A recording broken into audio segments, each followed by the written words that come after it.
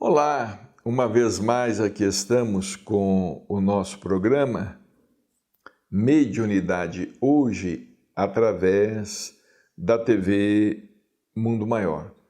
Como sempre, o nosso carinho, o nosso abraço a você, muita paz a você, muita paz aos seus familiares, saúde, que haja muita tranquilidade em seu lar. É o que nós desejamos sinceramente e pedimos a Deus que os abençoe a todos. Nós temos aqui sempre recorrido às lições de Chico Xavier. São lições extraordinárias, são lições altamente espiritualizadas, são lições para a nossa vida cotidiana, para a nossa vida de relação. E nós tivemos oportunidade de escrever vários livros, organizar vários livros sobre Chico Xavier, como este aqui, ao qual temos recorrido, Chico Xavier, o Médium dos Pés Descalços, é editado pela Vinha de Luz, editora de Belo Horizonte. Ele poderá ser solicitado, aqueles que desejarem, poderão solicitá-lo nas distribuidoras. Aqui no capítulo 96, nós nos deparamos com Chico em rápida entrevista, sobre diversos assuntos. Perguntas que foram endereçadas a ele sobre vários assuntos. O Jornal da Manhã de Uberaba submeteu Chico Xavier a rápida entrevista. O periódico Triângulo Espírita, da Aliança Municipal Espírita, que a transcreveu em 20 de setembro de 1972, suprimiu as perguntas feitas pela repórter Vera Arantes Campos. São vários assuntos. Por exemplo, ela perguntou para ele sobre espiritismo.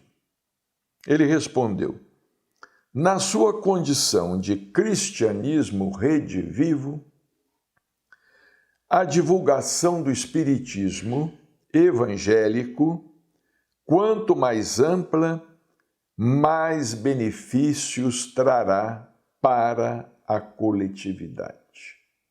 De fato, porque o espiritismo é uma doutrina eminentemente cristã, com base no amai-vos uns aos outros, como eu vos amei.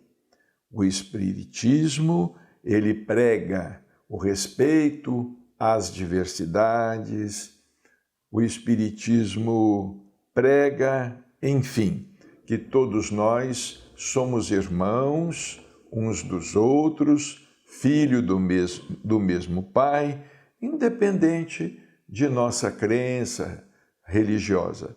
É natural que nós tenhamos até pontos de vista diferentes, ideias diferentes, pensamentos diferentes, porque cada qual de nós nos encontramos numa determinada situação, não é? Numa determinada situação espiritual. E nós sempre manifestamos a nossa opinião de acordo com os nossos conhecimentos e de acordo com as nossas luzes, enfim, não é? Nós não somos donos da verdade. Perguntaram ao Chico: Chico, a sua primeira mensagem? Ele respondeu: recebi a primeira mensagem psicográfica na noite de 8 de julho de 1927. Então nós estamos aí, não é? Praticamente nos dias Chico recebeu a sua primeira página do Mundo Espiritual na noite de 8 de julho de 1927. Ele estava com 17 anos de idade. Foi nesta data que ele se apresentou como médium espírita para o mundo. 8 de julho de 1927. Alta análise. Pediram a Chico que fizesse uma alta análise. Ele disse assim: um ser humano extremamente falível e que tanto mais reconhece as próprias fraquezas e deficiências quanto mais se estuda. Olha que resposta, que síntese extraordinária. Um ser humano extremamente falível e que tanto mais reconhece as próprias fraquezas e deficiências quanto mais se estuda. Se nós formos sinceros conosco, numa autoanálise, talvez nós venhamos a dar a mesma resposta. Somos frágeis, imperfeitos, falíveis e reconhecemos as nossas fraquezas e deficiências quanto mais nos estudamos, quanto mais nos conhecemos. Perguntaram a ele sobre decepção. Ele disse: o que mais me decepciona é sempre a persistência de meus erros, através do tempo e da vida. Imaginaram que ele fosse falar assim: não, eu estou decepcionado com isso, eu tenho essa ou aquela decepção, tive uma grande decepção na vida, etc, etc, etc. Não. Ele disse com a sua sabedoria: o que mais me decepciona é sempre a persistência de meus erros, através do tempo e da vida. De fato, não é? Às vezes nós fazemos aquele propósito de ser melhor do que somos, aquele propósito de melhorar, mas estamos sempre caindo, estamos sempre tropeçando, sempre caindo. Agora, o importante é que nós não fiquemos no chão, não é? Cair é natural de quem caminha, não é? Cair é natural de quem caminha. Só não cai aquele que permanece parado, aquele que se recusa a caminhar e a avançar. Mas todos nós, vamos dizer assim, um exemplo, né? Todos nós que tomamos a decisão de subir numa árvore, nós nos arriscamos a queda. Nos arriscamos a queda. Todos que tomamos a decisão, eu vou na copa daquela árvore alta, nos arriscamos a queda. Aí perguntaram a ele sobre a vida.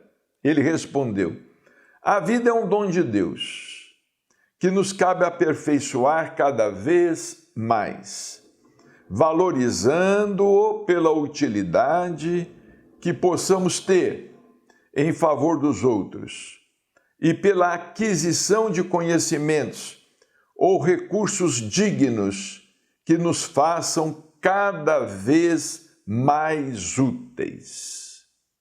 Então, nós precisamos, sim, procurar ser úteis uns aos outros.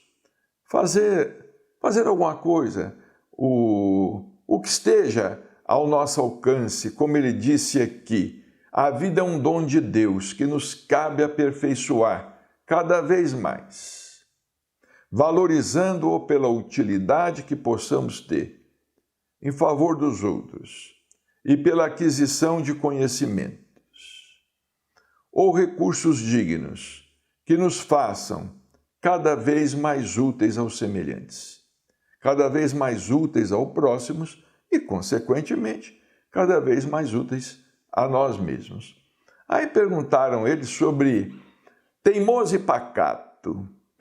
Ele disse assim: tenho muita vontade de ser teimoso no serviço de minha própria autoeducação, mas admito que sou muito pacato na conservação de meus defeitos.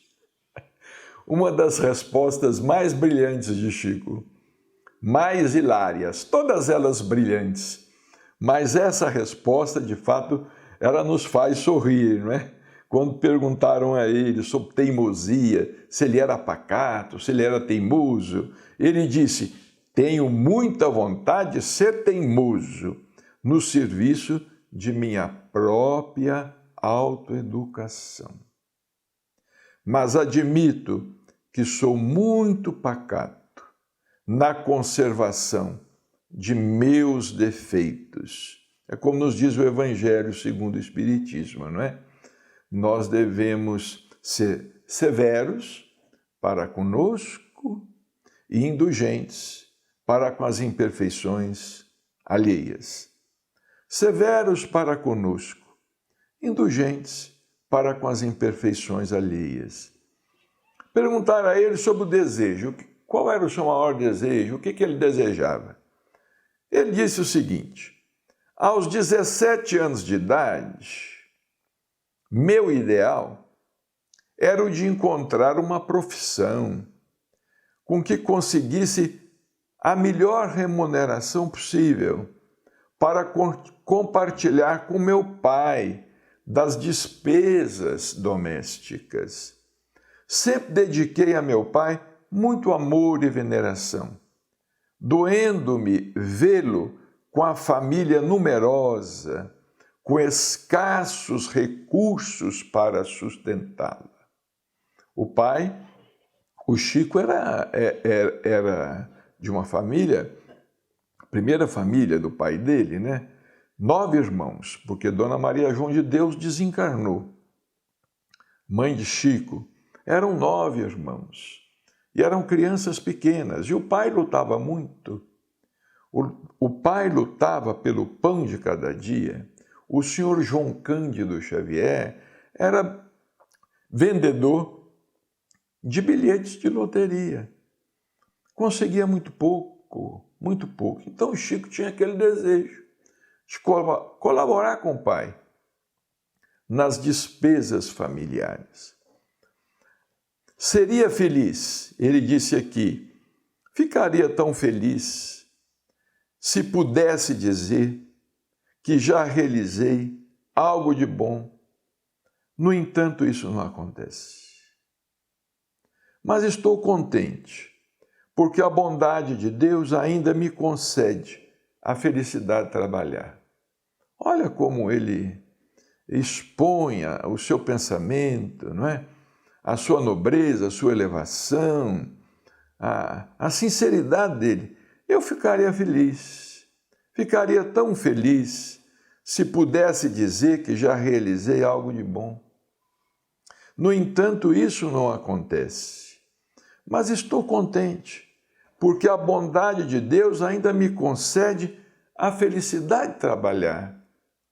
Devemos sim ficar contentes, porque a bondade de Deus, a sua misericórdia, a bondade do Senhor nos aceita como somos, com as nossas imperfeições, todos os dias, com as nossas imperfeições, com as nossas dificuldades, com as nossas lutas, não nos pergunta nada, não nos exige nada e nos possibilita trabalhar, fazer alguma coisa em benefício da coletividade.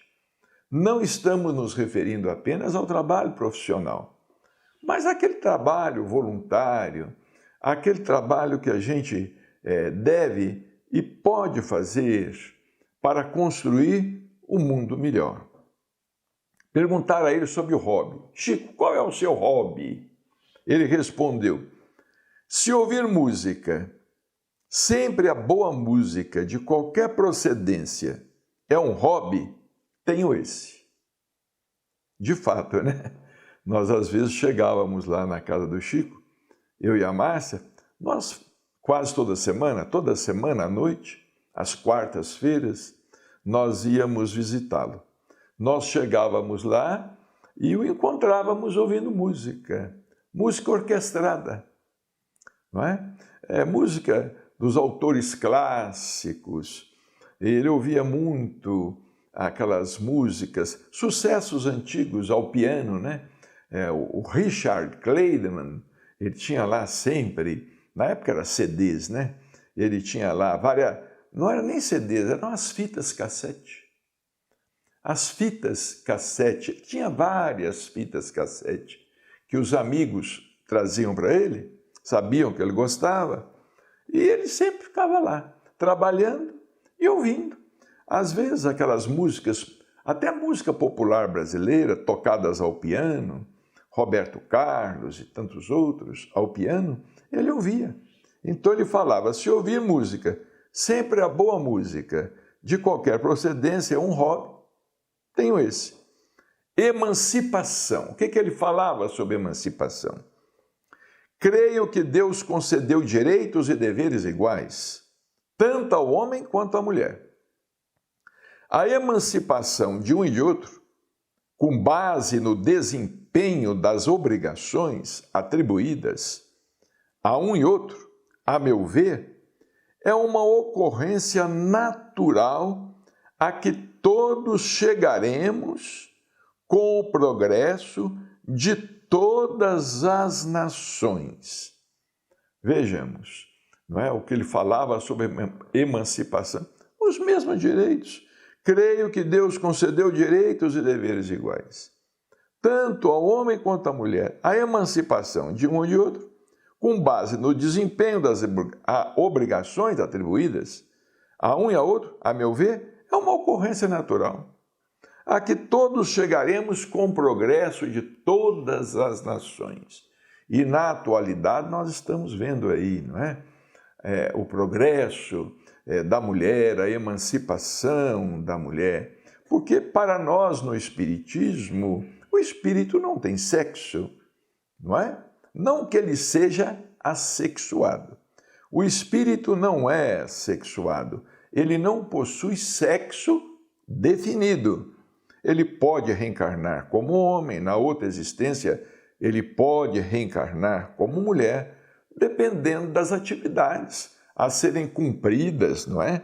A serem cumpridas na Terra. Aí perguntaram a ele sobre a cidade de Uberaba, como é que ele estava se sentindo em Uberaba. Ele chegou para cá em 1959. Ele disse assim: sinto por Uberaba o amor que a gente consagra à terra em que nasceu.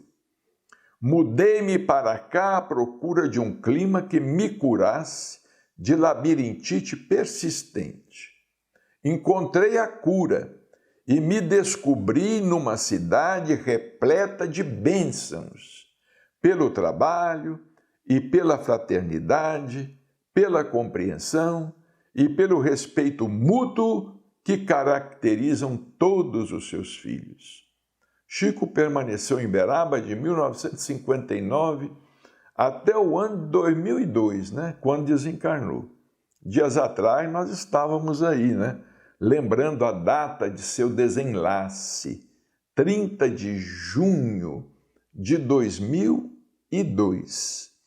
Há 22 anos, Chico regressou ao mundo espiritual, nos deixando um tesouro extraordinário na Terra.